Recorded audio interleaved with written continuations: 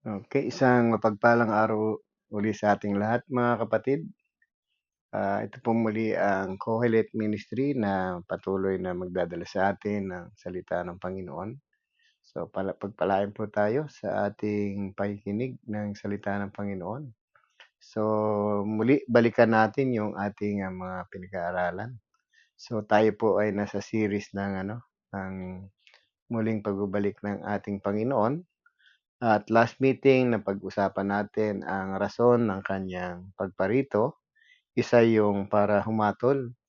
So napag-alaman natin na hahatulan ng Panginoon yung mga taong hindi kumilala sa Diyos at lalo higit yung hindi sumunod sa ebanghelyo ng ating Panginoon. So nakita natin yung kahalagahan ng ebanghelyo at kahalagahan ng salita ng Panginoon o ng Biblia. Kasi nga po, ayon sa mga nakikita natin, lahat po ng tao ay, may pananalig sa Diyos at nakita natin iba't iba ang paraan ng kanilang pagkilala sa Diyos at pagkilala sa ating Panginoon at lalo higit ang pagsunod sa Diyos dahil po iba-iba yung reference ng pinanggagalingan natin.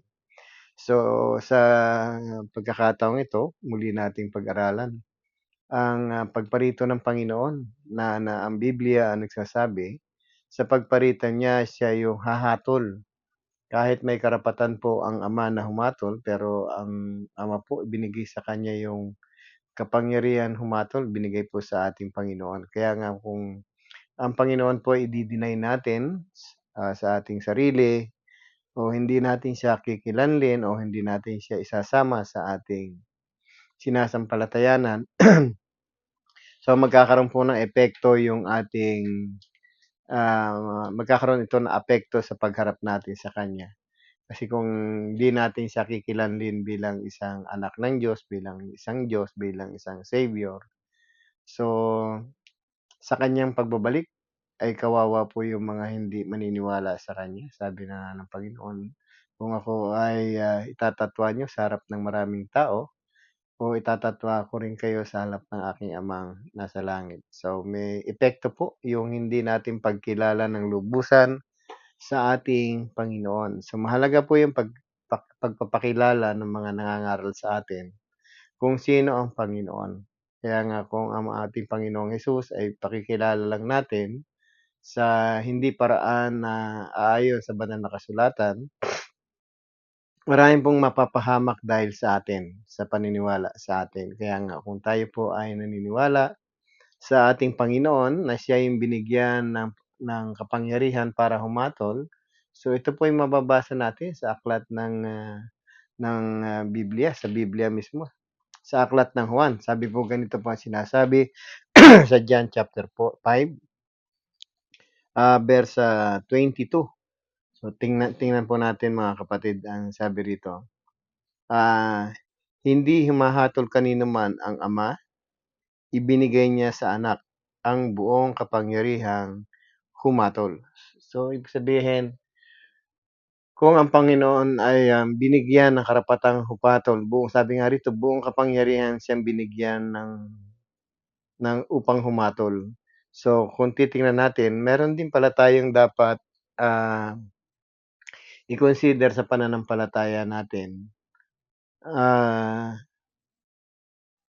Pagdating doon sa pagharap natin sa Kanya. Kung ang Panginoon po ang hahatol sa atin, lalo higit yung mga hindi naniniwala sa ating Panginoon bilang isang, anak ng Diyos o bilang isang Diyos. So, ano kaya yung magiging hatol sa'yo kung ang pagkilala mo sa ating Panginoon ay isang ordinaryong propeta lang o tao lang? Sa dinami-dami ng ginamit ng Panginoon sa buong sanlibutan, sa buong istorya ng Biblia, bakit hindi yung mga naunang kinikilala natin ang hahatol sa kanila o sa ating lahat? Bakit hindi si Abraham, bakit hindi si Moses, o bakit hindi si David, bakit hindi si Noah? So ang dami natin puwedeng questionin pagdating sa kung sino yung hahatol sa atin. Bakit ang katangi-tanging ang ating Panginoon ay ang binigyan niya ng karapatang, ah, humatol? So, isa lamang yung nakita nating sagot dito. Ang sabi rito, yung pagiging anak ng ating Panginoon. 'Pag siya ay anak ng Diyos, maliwanag siya ay hindi tao, ordinaryong tao. Siya ay anak ng Diyos bilang isang Diyos din siya. So, tandaan natin yung bagay na yun. Kung bakit pala hindi ibinigay kina Moses, kina Noah, kay Abraham, kay David, at yung mga kinikilala nating mga propeta ang paghatol, kasi hindi sila anak ng Diyos. So, maliwanag dito na ang Panginoon ay binigyan ng full authority to judge sa sangkatauhan. Kaya nga kung siya yung magja-judge sa atin, at alam mo na kung siya ang may kapangyarihan at binigyan ng Ama na mag-judge sa atin. So bilang tao na nangangailangan ng ah, kaligtasan o bilang tao na natatakot pumunta sa impyerno, so tayo pala ay merong responsibility na alamin yung mga bagay na nais nung anak para sundin natin, para sa paghatol niya sa atin, tayo ay mahatulan niya ng not guilty. So, ito nga yung malaking usapin sa ibang relihiyon, bakit si Jesus ang binigyan ng pagkakataong o binigyan ng buong kapangyarihang humatol sa atin.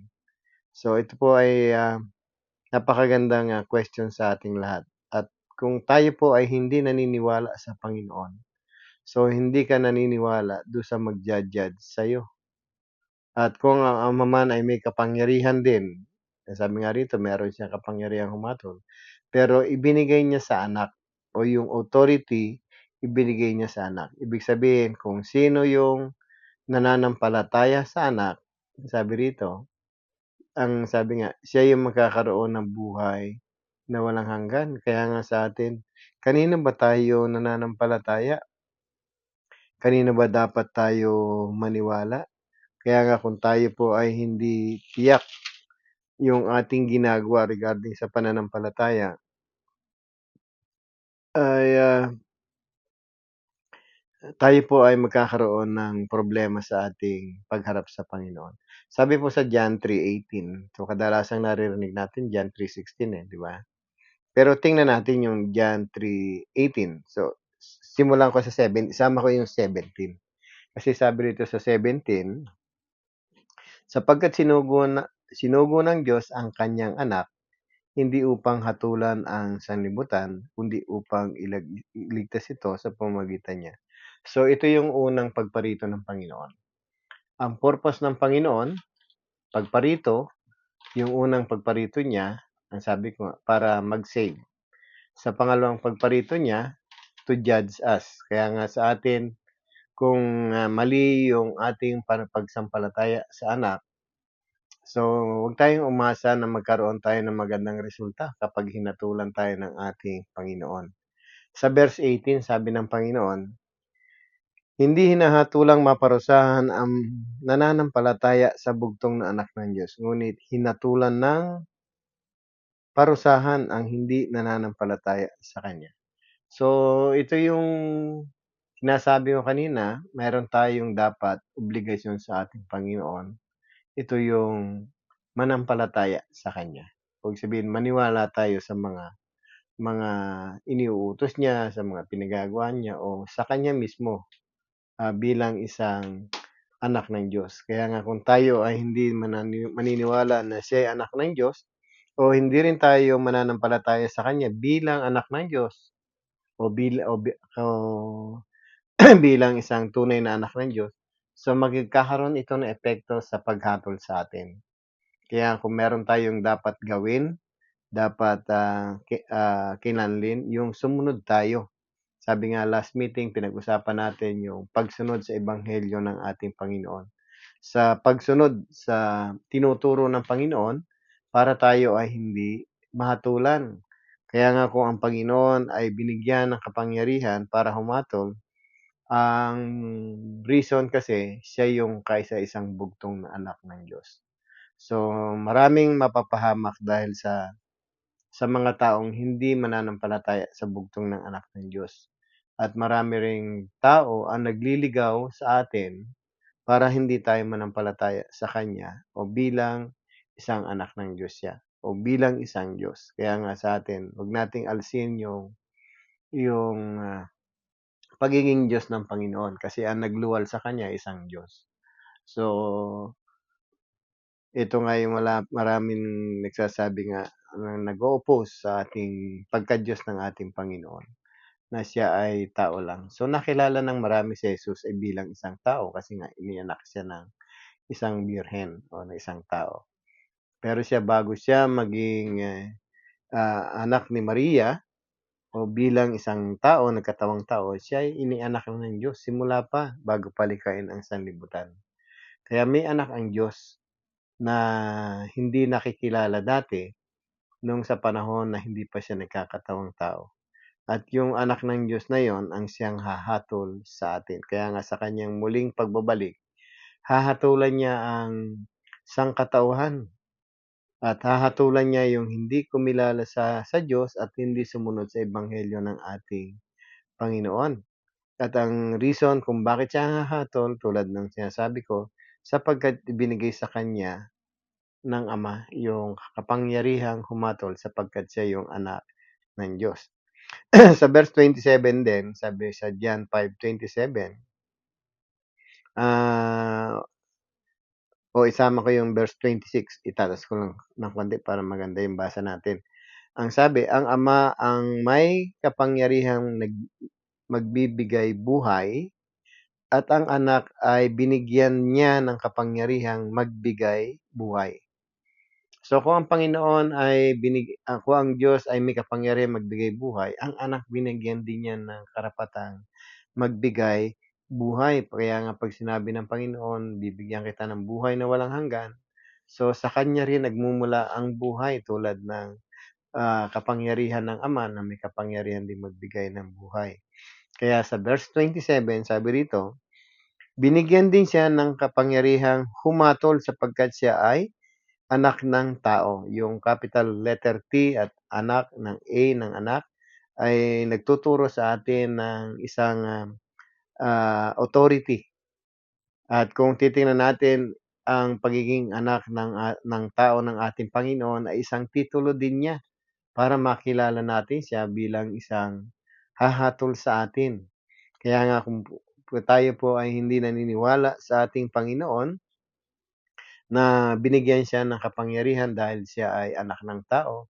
So ayon sa Biblia, maniwala po tayo at huwag tayong magtaka, sabi nga rito.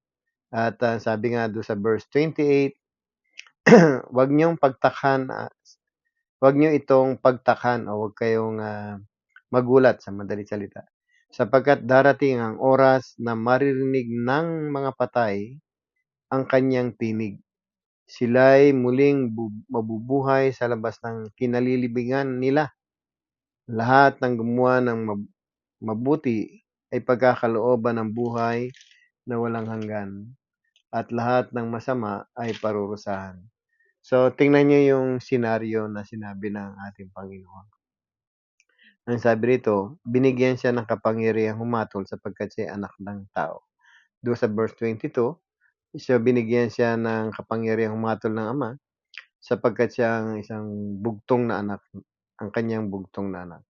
So, ibig sabihin, sa pagiging anak ng Diyos at pagiging anak ng tao, meron pong dual personality ang ating Panginoon.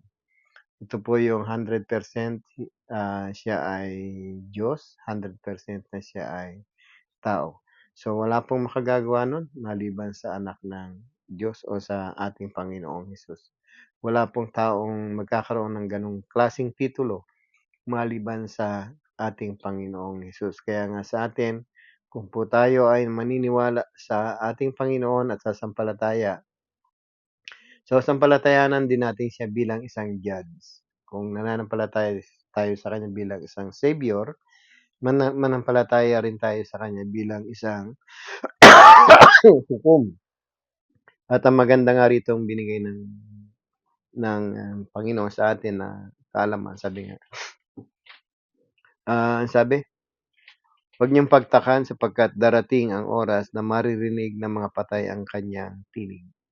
So, siguro ito sa pagbabalik ng Panginoon, kaya nga sa pagbabalik ng Panginoon yung mga nangamatay na na nananalig sa kanya, ang sabi ay, muling mabubuhay para isama sa buhay na walang hanggan. At yung mga masasama, sila rin ay muling mga bubuhay para parusahan. So, kung titingnan natin wala pala tayong escape sa ating mga kasamaan. So, marami tayong nakikita na, maraming nagpapakamatay dahil gusto niya ng wakasan yung kanyang masamang gawain. At marami rin tayong nakikita o naririnig na mga bagay na nagpapakamatay ka para matapos na ang lahat, para pahinga na. So, hindi po pala totoong pahinga. Kasi kahit ika'y namatay, muli kang bubuhayin para ika'y parusahan kung ikaw ay gumawa ng masama. Subalit kung ikaw ay gumawa ng mabuti, so ikaw yung magkakaroon ng buhay na walang hanggan. Ano ba yung mabuting tinutukoy dito?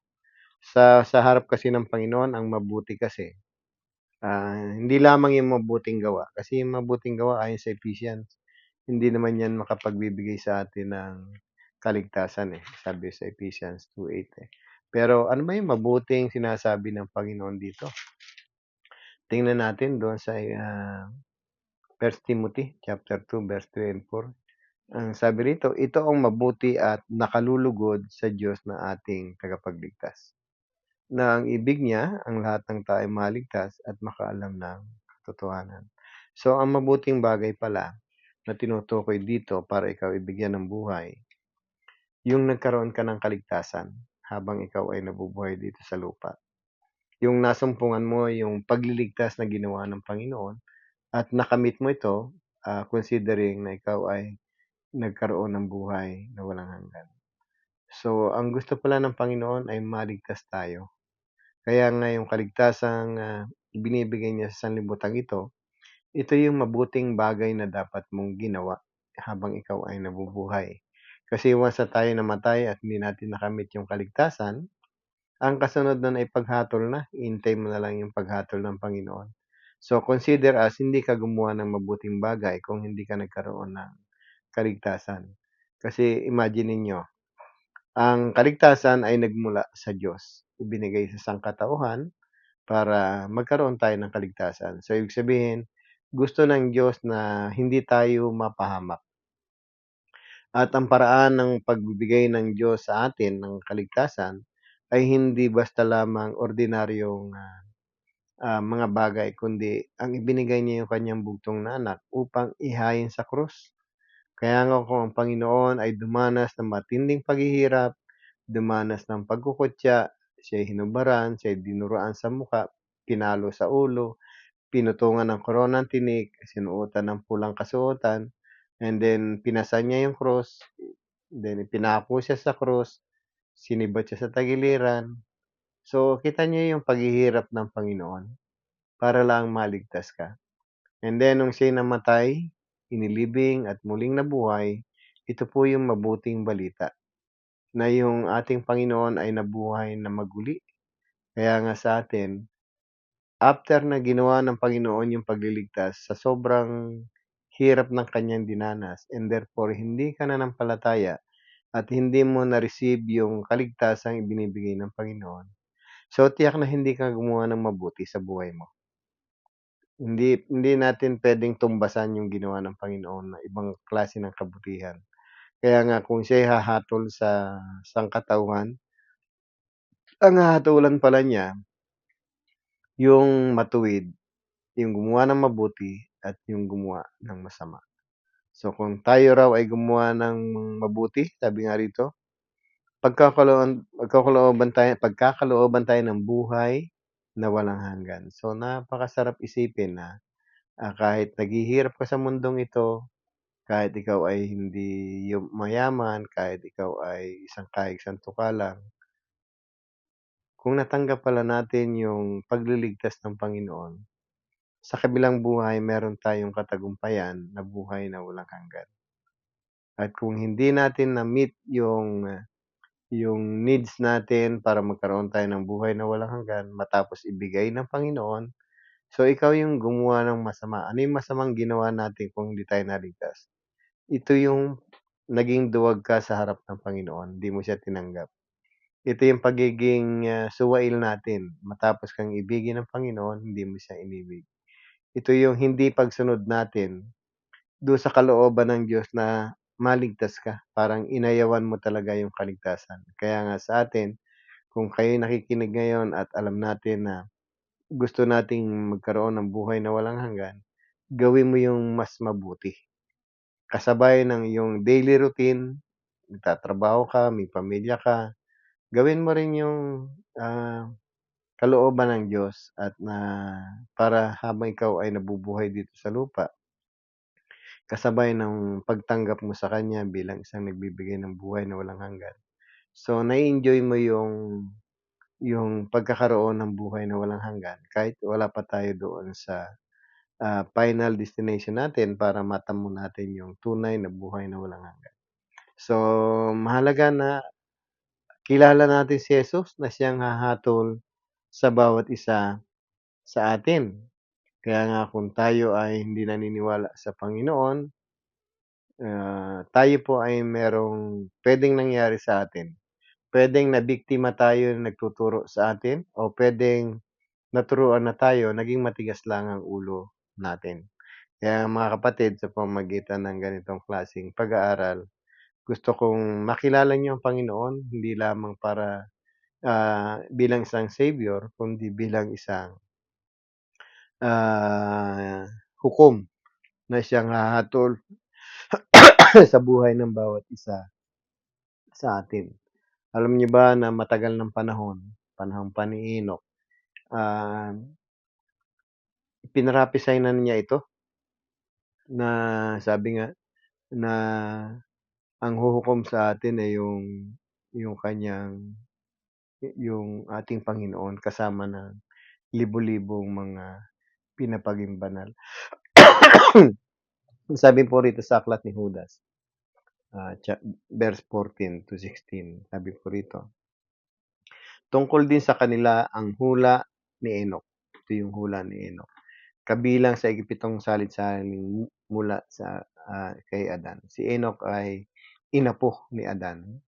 Nang sabihin niya noon pa, tingnan niyo, dumarating na ang Panginoon kasama ng libu-libong banal upang hukuman ang lahat at parusahan ang lahat na hindi kumilala sa Diyos dahil sa kanilang mga masasamang gawa at paglait sa Diyos.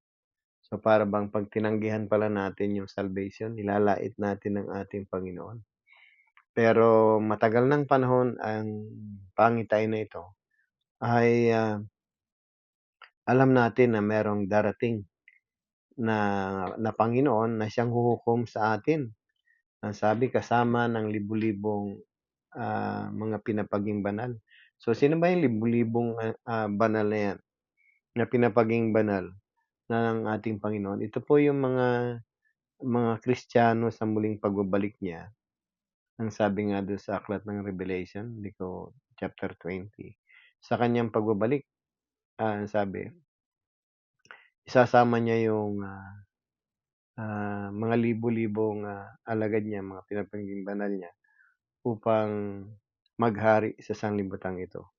At sa kanyang paghahari andito rin yung, kasama ng mga anghel, kasama nung so kung titingnan natin ang senaryo sa pagbabalik ng Panginoon, merong rapture na mangyayari kasama ng mga pinapaging banal ng Panginoon. Ito yung iglesia, ito yung church na, hindi makakaranas ng tribulation at sa kanyang pagparito sa loob ng isang libong taon, sabi kasama niya yung mga banal niya. Kaya nga kung tayo po ay naniniwala sa ating Panginoon, makikita natin yung kung sino ba siya at, kung ano yung kapangyarihan ng ating Panginoon, kung bakit siya binigyan ng pagkakataong humatol. Siya pala yung anak ng Diyos. Siya pala yung nag-iisang, binigyan ng kapangyarihan para humatol. At ang hahatulan niya, ang sabi rito, upang hukuman ang lahat at parusahan ang lahat ng hindi kumilala sa Diyos. So, lahat tayo hukuman. Merong makakatanggap ng guilty, merong makakatanggap ng not guilty. Pero do'n sa mga not guilty, ito po yung makakasama ng ating Panginoon. At ito po yung mga kumilala sa Diyos. Yung mga guilty, ang sabi rito, ito yung mga taong hindi kumilala sa Diyos. So, mahalaga po pala yung pagkilala sa Diyos. At ang sabi rito, dahil sa kanilang masamang gawa, ang hindi pagkilala sa Diyos ay dahil sa kanilang masamang gawa at panglalait sa Diyos. Kaya nga ang matapos nating mapag-aralan kung ano-ano yung mga ginawa ng Panginoon, still hindi tayo maniniwala bilang tanda ng paglait sa Kanya, lalo higit ang panahon na ibinigay niya sa atin ng Kanyang bugtong na anak para mamatay. So, parang nilalait natin yung ginawa ng Diyos sa atin. At kabilang yung mga taong nanglalait sa Diyos para sila ay parusahan. Ang mga karakter ng mga taong ito ay nasa verse 16. Ang sabi rito, ang mga tao ito ay walang kasiyahan. Ito yung mga taong hindi nasisiyahan sa lahat ng pagkakataon. Para bang binigyan ka na ng Diyos ng buhay, binigyan ka na ng Diyos ng perfect body, binigyan ka na ng Diyos ng mga bagay na kailangan mo. Para bang complain ka pa rin ng complain, lalo higit yung mga sorry sa mga nagparitoke. Titingnan niyo yung mga bagay na binigyan tayo ng Panginoon. Let's say tayong mga Pilipino, binigyan tayo ng Panginoon, napango ang ilong natin. So, paano natin masasabi na tayo ay nanlalait sa Diyos? Kapag yung ilong natin ay pinaritoke natin, para bang gusto nating patangusin. So, ikaw na yung ah, ah, nanlalait sa ating Panginoon. Kasi nga, ibinigay sa iyo ng Diyos yung kumpleto na nagagamit natin ang ilong sa tamang paraan, and then hindi ka pa nakontento. Kaya nga ang sabi rito, ang hahatulan niya yung mga walang kasiyahan.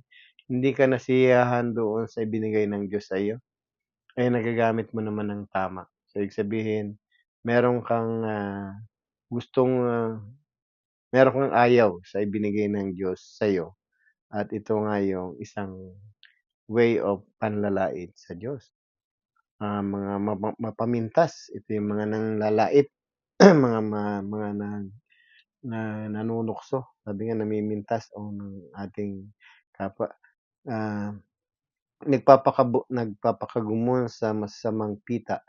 So, ito yung lust of the eyes, lust of the flesh, at saka yung pride of life. So, ibig sabihin nagpapakagumon, para bang nahuhumaling tayo sa masamang pita. So, ito yung mga karakter ng mga taong huhukuman ng Panginoon.